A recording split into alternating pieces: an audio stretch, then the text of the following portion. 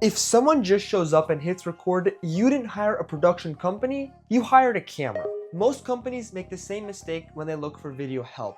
They look for someone who owns a specific camera or someone who can make a shot look cinematic. But if you're running a service business, you're not buying a video file, you're buying a solution to a problem. Usually that problem is trust, or confusion, or friction in your sales process. A camera records, it doesn't think, but a strategy does. Production starts before the shoot and ends after the completed file is delivered. And if you don't understand that, you'll keep spending money on videos that look great but do nothing. To understand why those videos fail, you have to look at who's actually behind the lens. The difference comes down to output versus outcome. A technician cares about the output, sharp frame, clean colors, smooth shots, and that's fine, but it's a commodity. There are thousands of people with 4K cameras these days. A production partner doesn't start with the shot. They start with the objection.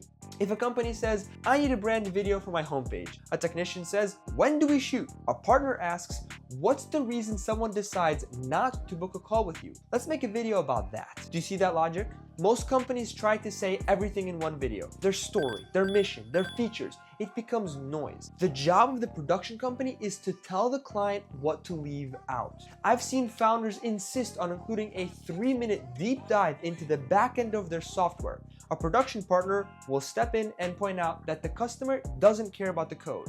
They care about the result. If a 5-second technical explanation can be replaced by a human benefit, the partner makes that cut. That extra feature just creates friction and makes the viewer tune out. The production company should figure out who this is actually for and what they want to hear and take the next step. If that next step is skipped, then it's just an expensive home movie. This phase is where the real value is created because it dictates whether the rest of the budget is actually used well. No, seriously, I've seen companies spend $20,000 on beautiful productions only to realize later that the message was wrong. At that point, the money is gone. Real production happens before the shoot.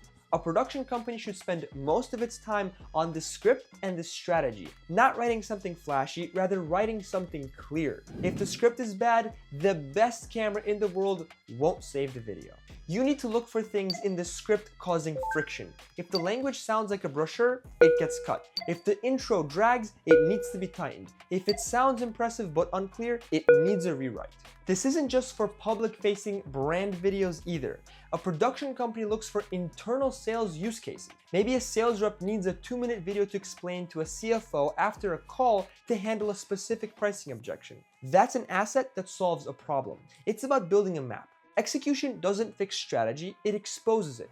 If the map is wrong or upside down, you're just getting lost in high definition. Once that map is built, however, the challenge shifts from the page to the person in front of the lens. Then comes filming. Most videographers or production companies obsess over gear.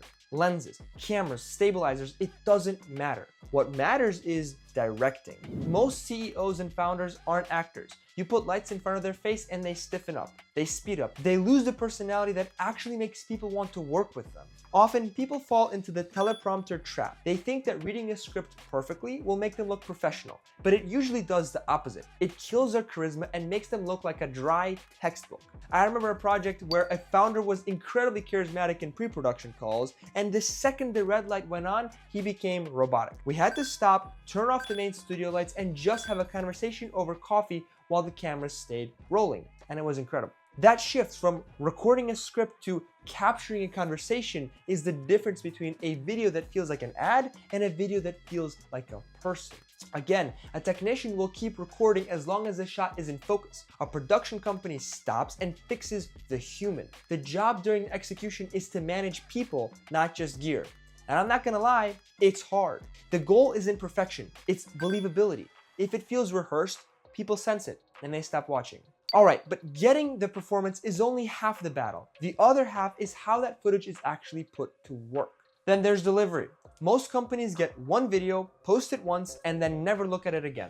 That's waste. A production company looks at the footage as raw material. One long video becomes multiple targeted clips that answer specific questions in the sales process. They also make sure the footage respects the viewer's environment. If a lead is on LinkedIn on their phone, they need vertical crops and readable captions because people watch on silent.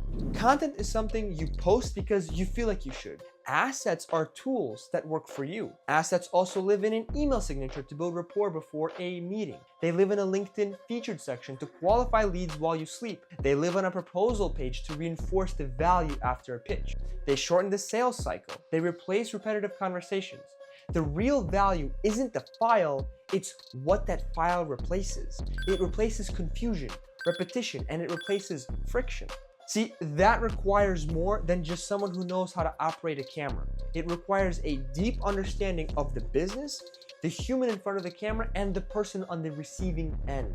If you're hiring someone for video, don't ask what camera they use. Ask them how they're thinking about the logic and strategy. Ask them what objection the video is solving, and ask them how they're going to make you look natural on camera. If they can't explain the logic clearly, they don't have one. And if they don't have one, you might as well be wiping your butt with your money.